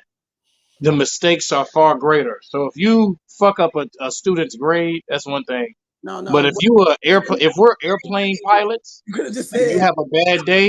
you could have just left it right there, my nigga, because these kids is something different. This is 22. I agree. 22 kids. I fuck up kids. The kids got guns now too, so you're right. But like you can't like it's a Chris Rock joke. He pretty much say like you can't be a bad airplane pilot. Like, oh, I'm having a bad day today, nigga. I'm fucking up. Like you just I mean, but what if the airplane pilot like he just clipped the wing, nigga? He ain't killed nobody, y'all ain't died, but a couple people got fucked up. Like, but you're not an airplane pilot no more. But do you let him like? Is there like a training that he can get, and then he get his job? No. You better be a teacher or teach the virtual reality. You better get some VR goggles. They got an Oculus now. You remember that movie that Denzel was in where he was getting drunk? Flight. Doing cocaine? That was based on a true story. Yeah. Like he saved those people's life, but he still wouldn't have been. They should have never been in that situation. Lost his license. Yeah. And ended up having to serve time, right? But this cop can beat up a kid. And so what are you gonna do next? Shoot somebody? That's what I'm saying, G. It's a different, it depends on the job. Part of the problem is that is semi how they are trained. They are trained in hostile tactics in order to beat up black people. I agree. Yeah. And so if that's your training, you can't fire me for what you told me I was allowed to do. He dead wrong. Officer Amiot or whatever his name is, and he knows he's wrong. But if that's the training that's been put in place, which is why they pay $450,000. But how are you holding people accountable? He felt like, hey, I didn't kill the nigga. I didn't shoot him like a lot of people would have. His salary is probably $250,000. Whose salary? Definitely not. The police. Nowhere near. No. You thinking Cali prices, homie, and you out there. You're right. Yeah. No. His no way too salary far. is approximately 38,000 starting off. Starting off, 55 if he, 10 years in. 10 years in, and 68 when the nigga retired. Them police And officers, they make if he shit. got to a sergeant, like yeah. Listen, Police officers is making a little more money than that. At least in our generation. You're right though. The state. I was talking Cali prices, but police officers get paid a decent amount of money. Because when you look at towns' budgets, yeah, it's like 60 to 70% of towns' budgets is like they police force, and like these niggas be getting bread. Like these niggas get way more bread than we think. They taking people's dope and then selling it. That too. It's a lot of shit like that too. But what I'm getting at is like the blue wall of silence is a real thing. Like it's like a subculture. It's like it is. Like And you said, he getting trained to do that. So he gonna do that shit and then he gonna get his job back. And other niggas is gonna keep doing that shit because they gonna keep getting their job back. It's like no real repercussions. that's true. It's like you said though, it's the training. And until it's repercussions, it's gonna keep happening. Because it's 100 white people that's had that same experience and wasn't on the ground getting beat up. That the same, you know what I'm saying? Like whatever led up to I that. should It have was the same researched shit. the case a little bit better, because I don't even understand how a traffic stop goes to get out the car, get on the ground, trying to handcuff them anyway. I've seen it hundreds of times though. That's just like Sandra Bland. We just pulled her over and she died. They killed her. They definitely killed her. Then You that know, was definitely horrible. traffic stop. Yeah. Right. Ashley T chimed in and said, absolutely. Philando Castillo, traffic stop. What you say, my bad? No, you're all right. Ashley T said, absolutely not. He should never be able to be a police any longer. There was no need for that amount of abuse in this situation. Fucking push him to the ground and cuff him. Why the need to beat him like that? It's not like he was doing anything besides curling into the fetal position to protect himself. Right, because you punched him in the face. Yep. So I watched the court hearings, which is what made me intrigued about it, because the lawyer is playing the video for the police officer and stopping it. Like, okay, so what happened right here? What made you think you should punch him right here? Right. Did you, and it was like a blow by blow, and he really, of course you got to try and justify yourself, but it's just one of those things that, I just don't know. The line for me is thin because I know I fuck up sometimes and I don't want to lose my livelihood because I fuck up. But I also don't want people thinking they can just beat somebody's ass. But I've seen teachers get into fights with kids, cross the line, and still are teaching right now. So then it's like, at what level of, holding people accountable / not letting people get over on bullshit, Unless you in Ohio, these teachers ain't got guns though. That's the difference. You said the teachers don't have what?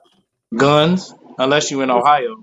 They trying to change the law out here, but in Ohio, all you need is 24 hours worth of training, and you can have a gun. But they want to pay teachers the same amount of money. Ain't that fucked up? I'm like, y'all want them to shoot niggas and don't give them a raise? We talked about that before. It don't make no sense on arming the teachers because they don't get a raise. They trying to save the kids and themselves. They're not trying to be the fucking police to shoot. They trying to make money, man. They ain't trying to do none of that. Just in a situation like a stupid can of worms that I can't believe they are even trying to open. But white people wild. I don't like that the cop was reinstated. I don't feel like an arbitrator should have the right to reinstate a police officer when the decision was already made. Right. But I do feel like there should be some level of training or something, different. Like, you can't just leave people out there angry and jaded. Like, there's got to be some type of protocol for helping them to understand these were the mistakes and these, and I think he should get his job back, but not in that capacity. Like, you could work. Who polices the police? So nobody really polices the police, which is why they get to do whatever they want to. They investigate themselves. To police the police.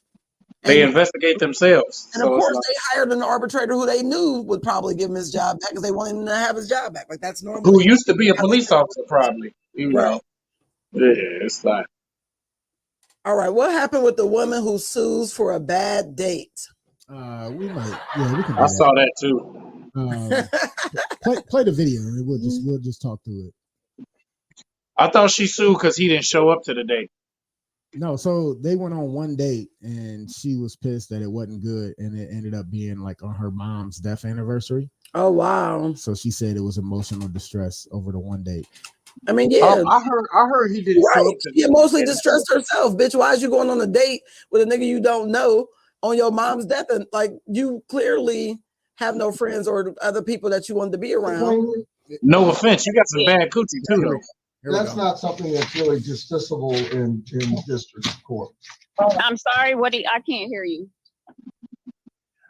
I said that's not something that's justiciable in district court. That has to be brought in circuit court. She like at the airport. So you said it's not permissible in district court. It has to be taken to circuit court. Y'all niggas got lawyers on here? Okay, hell yeah.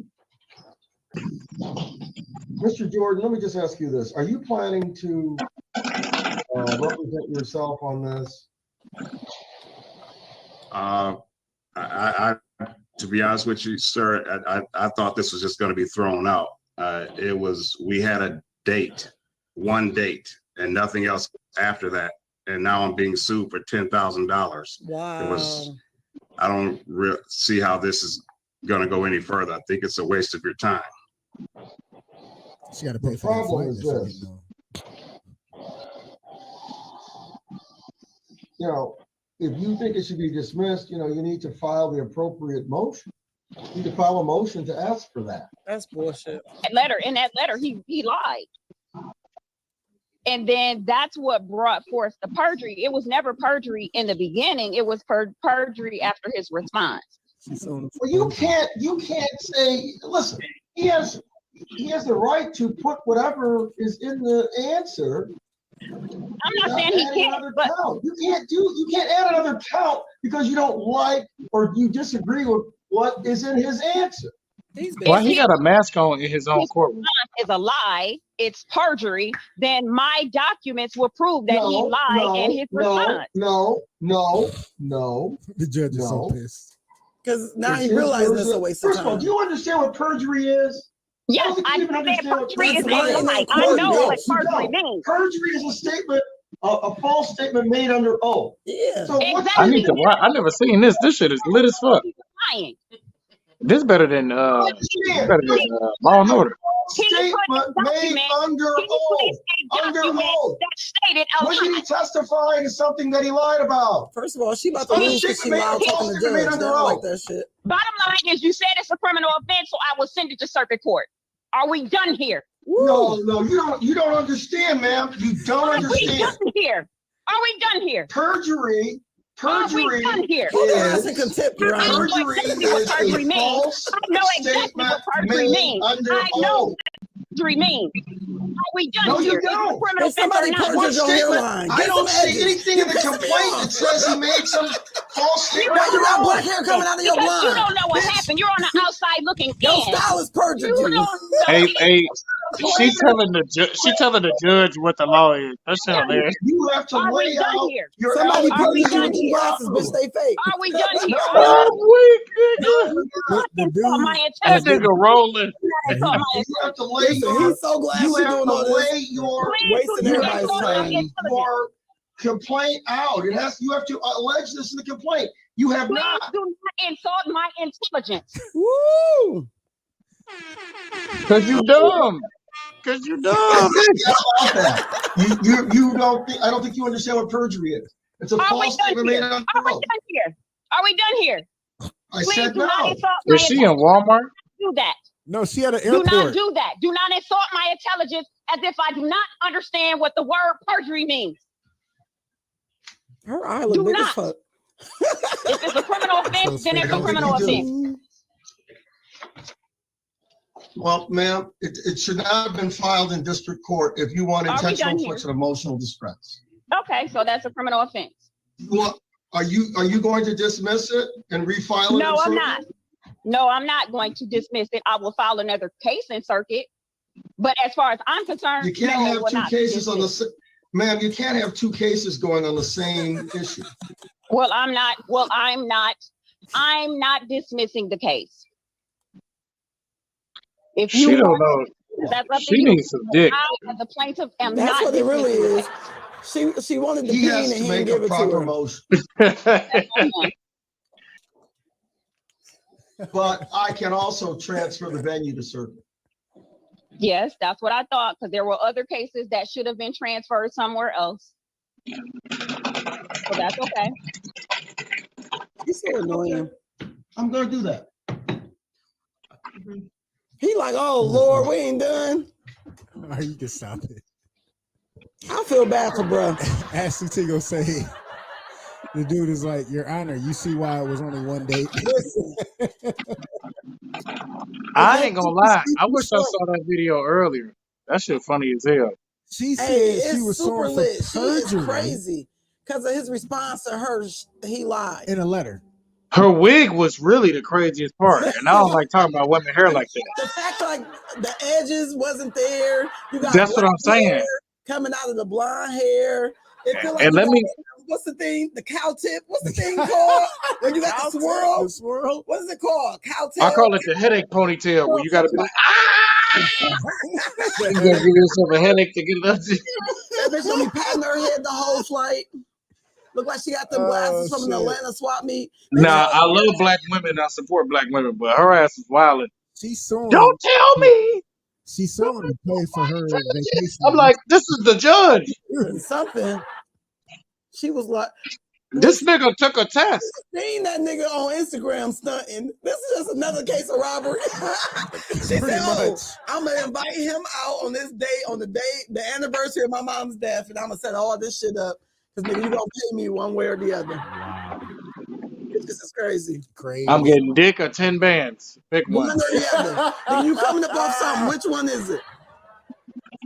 You Oh, choose. shit. That's hilarious. That's fucking hilarious. People so stupid, but she was really arguing with the judge. Arguing with the judge. The judge got so pissed he took off his face shield. That nigga said, no, no, no, no, no. Like the bitch on Get Out. said, no, "You no, don't- no. You no. don't understand what perjury means. That means he tells Don't insult my intelligence. Bitch, you don't even know. the bitch gonna say it was under oath. He wrote it down. This ain't even your job. Do you think he took It's an oath to you, bitch? Was y'all at the dinner? I will promise to tell the truth, the whole truth. Bitch, a weed bag. And she was This nigga bet his whole life at Applebee's. This is everything I've ever gone through. He's so mad that nigga like, I ain't swiping right on no bitches no more. I'll fuck them all. Done. That's crazy. He probably wanted to give her some dick too. She probably ruined it. She probably talked herself out of it. You hear how argumentative this bitch is? Shit is annoying. Timmy, get your people with them light skinned tendencies, man. She wasn't light skinned, nigga. She was. She ain't light skinned. She had blonde hair and blue eyes. Oh, shit. Shit, you give her dick and she gonna come after you claiming something else. Listen, She just she definitely on be track. crazier. He used hot sauce, Yana. That hot sauce thing. He burnt me. People definitely though have like a crazy level of expectation. Like you really think this man owes you $10,000 For a bad day. Even if he lied, right? Even if he catfished you and he get there and he a whole different nigga, he broke, he probably hat-fished her because that nigga did have a big ass head, but it was probably some weird, you know what I'm saying? Like even if all that happened, oh yeah, y'all niggas be hat-fishing, don't lie. Y'all be looking good as fuck till y'all take that. I ain't never had to fitted hat-fish off. You take that. Pull fitted out this 5 head. You be like, what is nigga forehead in? Nigga, I don't want to see Listen all to mama. Never once had to hat-fish anyone. He come up, he look like this. He look bald as fuck. What's up, mama? What Hey, you look? How you look? listen, that head just keep going. What's up with you? He looking like Plies and Neo. What's up? Oh shit. Listen, I hope don't nobody got no Neo head. That nigga got to be the head of his class. I couldn't believe his wife divorcing him. Again. That nigga had to have the best head in history. And this is the second time he filed his first divorce, remember? And then they got back together. Now she filing. She said, "I'm sick of your shit, nigga." That's like a shorty thin line between love and hate, man. That's Right. But even if he was the worst nigga ever on one date, He don't owe you shit. Nah, hell Bitch, no. did you pay for the date? Did you cash out on the nigga? Like, I'm so confused. Right. Talk about emotional distress. So, you know they only went to Applebee's, got the 2 for $20 and shit.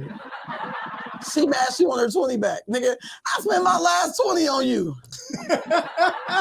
And my mama dead, nigga. I need 10 bands. That's what she really sad that her mom did and he didn't dick her down. She wanted some. That's pretty much. Is that a thing? My mom died dick? I don't know how it works. A nigga tried to give me your dad died dick, and I was just like, nigga, my dad died. Bitch, I don't want your dick. I don't want to think about fucking my dad just died. Like, nigga, he just. Oh my gosh, these niggas is ruthless. Oh, anyway, shit. that's why I ain't had nothing in some months. Niggas. Okay. Well, it's time for crazy. We got to get out of here. No, we still got time. No, we don't. It's a long one. Huh? Is it a long one? Yeah. Oh. Yeah, you know the crazy, funny, fucked up news don't be short. All right, well, hit us with the close. That's what we can do. Hey, Walt, man, thanks for coming to the show, man. Definitely enjoyed Oh man, this shit was lit as hell, bro. This is a movie. I appreciate y'all having me. Yeah, no doubt. Hey, give out your social medias, fam. Catch me everywhere. I made sure my shit was easy and spellable. So all my social medias are real Walter Ford. Now I definitely got a white uncle name, nigga. They wanted me to get a job in Indiana, nigga. So real Walter Ford. Facebook, Instagram, Snapchat, TikTok, Farmers Only Black Planet. Catch me on there. I gotta throw that FarmersOnly.com. That's that I'm Gary. Miss KC. Need my shorty with overalls. You know I don't know that damn Miss TikTok. KT _comedy on TikTok. Yeah, that one. And if you want to follow me, it's Sean Boyd on Facebook. And if you're not from Ohio, put in Sean Boyd, Ohio. It'll be a picture of me and Lil Mama. My Instagram is SB Comedy. My TikTok is SB Comedy 1. You can also follow us, Just Therapy, the podcast, on Facebook. You can email us with all your hate mail or whatever you want to say. I don't give a fuck. Send it to us at justtherapypod@gmail.com. And as always, we go in you with a close, something you can ponder on until the next time you see us on Redline Radio LLC, all social media platforms, or hear us on Spotify. Please go to Spotify, listen to an episode, rate the podcast, leave a review, all that good shit. Yeah. Stuff on there. But you're closed this week, and you can ponder on. Stop giving energy to things you do not want. I like that. And Walt and Miss KT, you can break this down in your words. I'll read it one more time. Stop giving energy to things you do not want. Who want to break that down first? I'll go first real quick, make it easy. Where All right. focus goes, energy grows. So whatever you put your time and energy and space into, okay, let me say it like this. The time that you're consciously awake equals your life. So you might as well spend that life or that time and that energy doing things that you want to do. Yeah, let's make it easy like that. That's what's up. I like that. Yeah. KT, what's yours? Listen, to all you bitches that keep gossiping and putting all this negative drama out into the atmosphere, that's what's shaping your world. That's why things are so difficult for you, because you done told 20 people the bad story, and that's all your life is going to be. We talked about epigenetics at the beginning of the show. It's literally creating who you are. So don't feed it. Whatever you feed will grow. And if you feed negativity, that's what's going to grow into your life. So please speak positive energy, speak life, so that you can create the best life and opportunities for yourself. Is that And how surround yourself with it too. fed into me? Listen, your mama fed everything. Nigga. She gave you y'all. too much I hate comfort y'all. food. Listen, I am comfortable. hey, the softest pill, nigga, I ain't gonna hold. Oh, let me stop. Wait, did you say the softest pillow ever? You laid on his stomach and shit? Okay, all right. Listen, nuzzle up to them boobies. Like,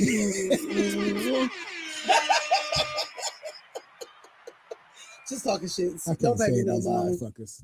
Walt, man, appreciate you coming to the show, man. Hope you enjoyed yourself. I know we enjoyed Bro, you. this shit was lit as hell. It's been a blessing. Appreciate you, man. Appreciate you. Miss KT, you got anything else to say before we get up out of this bitch? Oh, I got one question for Walter. Don't got shit to do with shit we talked about, but you in San Diego. Do they really make you leave like the security gate and re-go through, like if you got a layover? Because that was some bullshit that they did to my sisters. 100%. 100%. They not fucking around. Are you serious? You by the border. Yeah, you by the border. Oh, they like layover or not, nigga. We don't trust nobody. So Yeah, nigga, you gotta make sure you ain't got shit coming.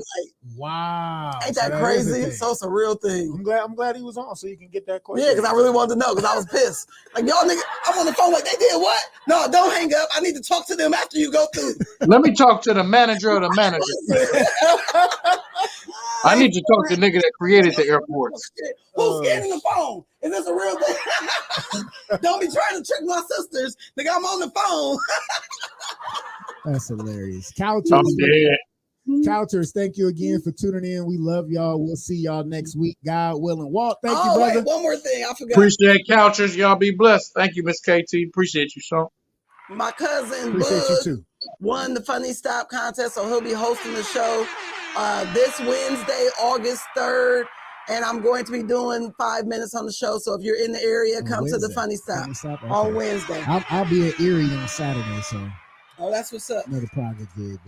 Come to 4 Sundays, every last Sunday of the month at the Laugh Factory, San Diego. We sound out shows. You're right. All right, we out. We'll see y'all next week, God willing. Timmy, send us home, baby. Woo!